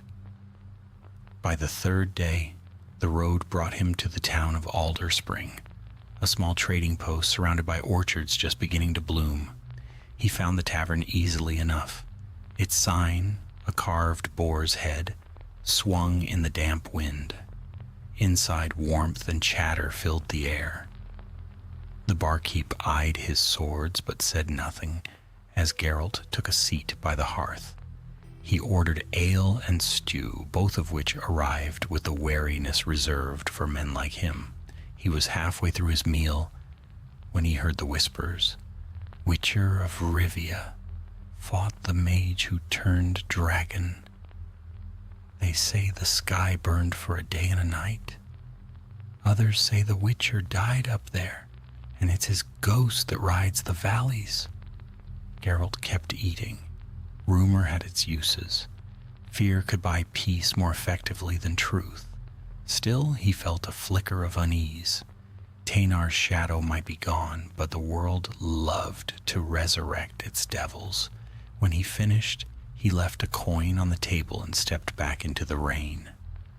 Night had fallen, the cobblestones slick underfoot. He led Roach toward the outskirts where the road split, north to Redania, south toward the Pontar. He meant to ride south, but something in the air made him pause. A sound carried faintly through the storm. A roar, distant but unmistakable, not human, not beast. Something older, greater. Geralt turned toward the mountains, heart tightening. No one else in Alder Spring heard it. No windows opened, no dogs barked. The rain fell, the world slept.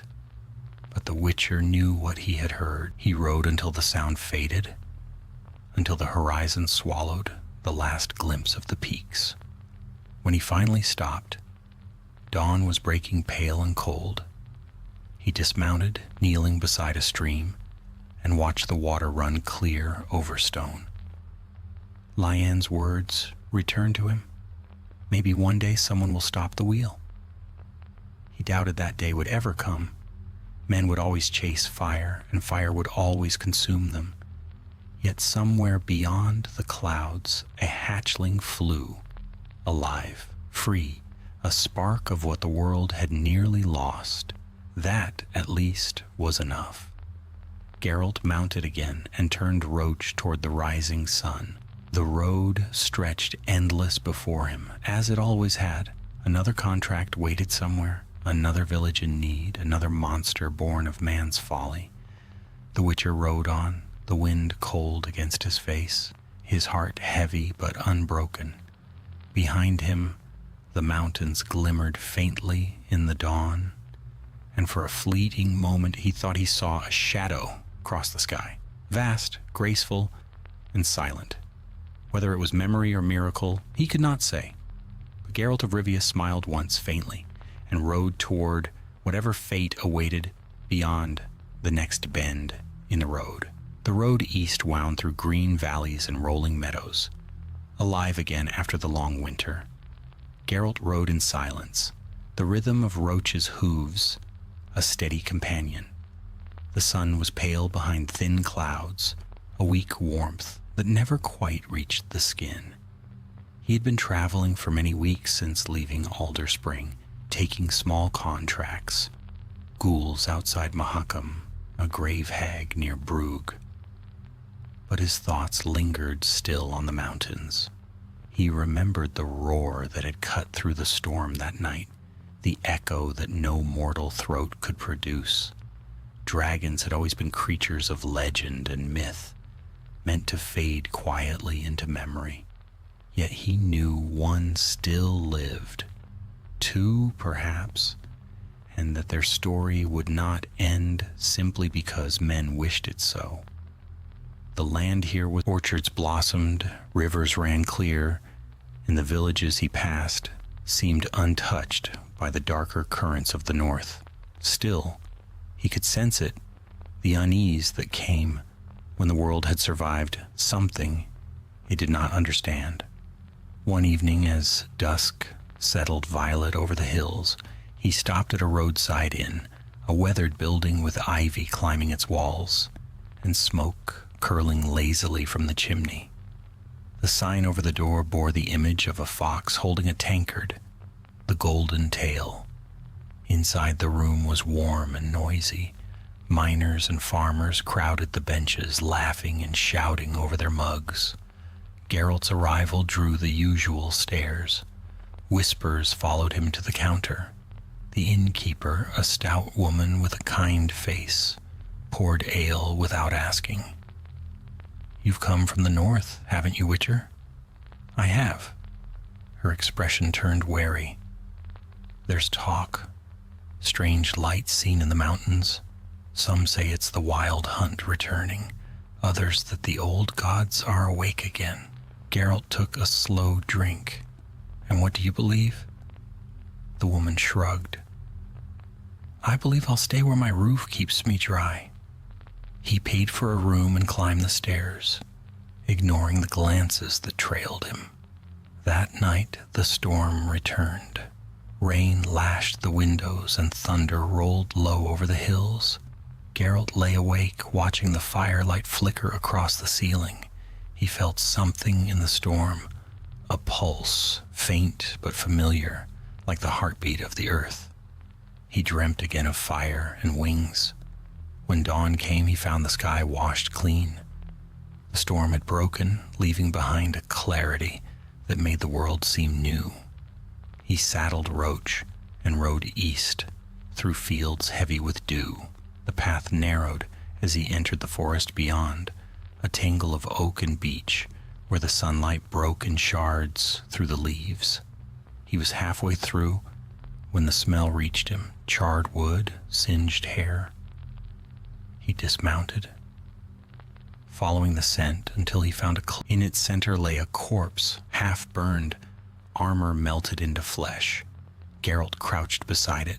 The burns were precise, like the work of dragon fire, but smaller, focused. Not destruction, but warning. He stood slowly, his eyes sweeping the trees. "Show yourself," he said quietly. A shadow stirred above. The wind shifted, and with it came a sound like the rustle of vast wings. A moment later, a shape dropped from the branches, a figure cloaked in green and gold, moving with the grace of smoke. It was no dragon, but it was not wholly human either. Scales shimmered faintly along its throat and hands, and its eyes glowed with a faint golden light. Geralt did not draw his sword. "You're not him," he said. "No," the figure replied, voice low and even, "but I carry what he left behind." "Tainar's mark," Geralt said. The figure nodded. "A fragment of his curse. When he burned, pieces of his essence scattered on the wind. I am one such piece drawn to flame and memory." Geralt's tone was cold. "If you came to fight, you'll regret it." "I came to warn you," the creature said. "The corruption is not gone. It sleeps beneath the mountains, still buried in the heart of the cradle you sealed. The fire there is alive, and it remembers him. One day, it will wake." Geralt's gaze hardened. "And you?" "I will fade soon. Fragments do not last long without a source." The creature's voice softened. "But when the fire stirs again, others will feel it. The dragons, the mages, even your kind. When that day comes, the choice will be yours. To end it, or to become part of it." Geralt said nothing. The creature studied him a moment longer, then smiled faintly. "Do not fear the fire, Witcher. It fears you." Then it dissolved, breaking apart into motes of light that vanished with the morning breeze. Geralt stood for a long time staring at the empty clearing. The smell of burnt air lingered. Finally, he turned back to Roach, his thoughts heavy. The forest gave way to rolling plains, and in the distance he saw the glimmer of a river. By its banks, a small village lay, nestled, a peaceful place, untouched by war or flame. Children ran through the fields, chasing each other beneath the reddening sky. He stopped at the edge of the river, letting Roach drink. The water reflected the dying light, gold and crimson. For the first time in many months, Geralt felt a quiet he could not name. Lyan's words came to him again.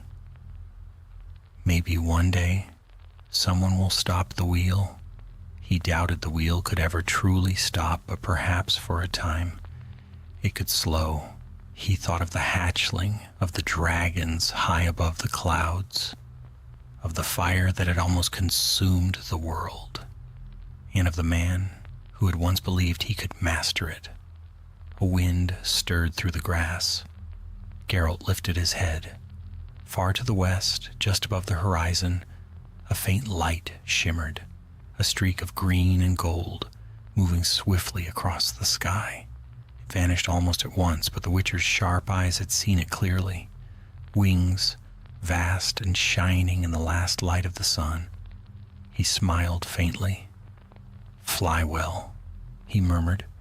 Roach nickered softly, shifting beneath him. Geralt swung into the saddle.